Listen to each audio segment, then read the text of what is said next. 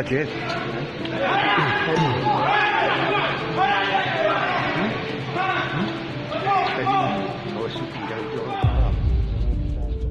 Terjadi keributan di lokasi Raj Camp Pos RCTU Mile 72, tepatnya di depan Mess Hall Timika, Kabupaten Mimika, Sabtu 27 November 2021.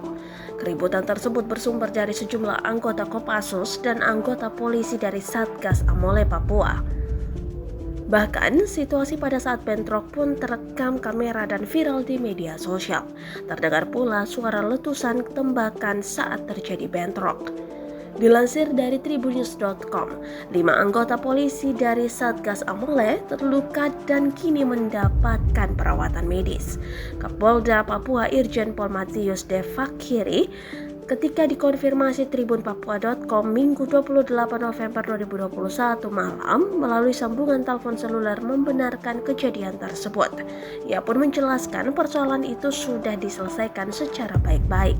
Berdasarkan informasi yang berhasil dihimpun pada Minggu 28 November 2021, peristiwa itu berawal dari personel Satgas Amole Kompi 3 yang berada di pos RCTU Raj Camp Mile 72 berjualan rokok. Kemudian, personil Satgas Nanggala sebanyak 20 orang hendak membeli rokok, namun tidak terima dengan mahalnya rokok mengakibatkan sejumlah anggota Satgas Nanggala melakukan pengeroyokan terhadap anggota Satgas Amole.